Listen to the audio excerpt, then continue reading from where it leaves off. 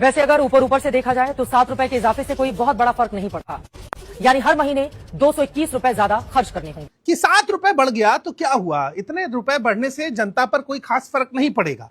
एक पूरे महीने में लगभग 221 रुपया का अंतर आएगा। अब मैं आपको इस 221 रुपए का गेम समझाता हूं। असल में पत्रकार हैं या नहीं, मैं इस चीज का सर्टिफिकेट तो नहीं दे सकता, मगर मैं आपको कुछ आंकड़े जरूर दिखा सकता हूं। मनरेगा के आधार पर ही बात कर ले तो इस देश में लगभग 85% महिलाएं ऐसी हैं जो 300 रुपए प्रतिदिन से कम की दिहाड़ी पर काम करती हैं। यानी जो 221 रुपए इस अमीर एसी वाली पत्रकार के लिए कुछ भी मायने नहीं रखता, वो इस देश की 80% मजदूर महिलाओं की इनकम के बराबर है एक दिन की।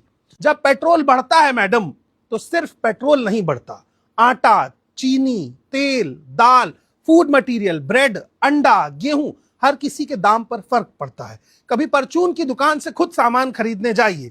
जब आप सरकारी टुकड़ों पर पलते हैं तो आपको पैसे का बहुत अनुमान नहीं लगाना पड़ता है, लेकिन जब आप गरीब होते हैं तब आपको पता होता है कि पैसे की वैल्यू क्या है। जब 7 से 10 रुपए पेट्रोल पर बढ़ जाते हैं तो खाने की तमाम चीजें महंगी होती हैं, ट्रांसपोर्टेशन महंगा होता है, और वो सब इन गरीब लोगों की जेब को तोड़ता है। यही वजह है कि इन गरीबों के बच्चे स्कूल नहीं पहुंच पाते। सिर्फ पेट्रोल एक वजह नहीं है, पर ये उनमें से खास वजह है।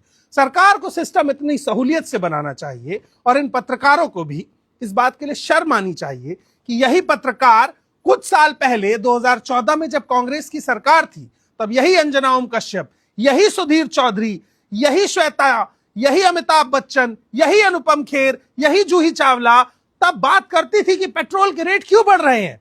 और आज जब पेट्रोल के रेट आसमान छू रहे हैं तो इनके मुंह से चू तक नहीं निकल रही।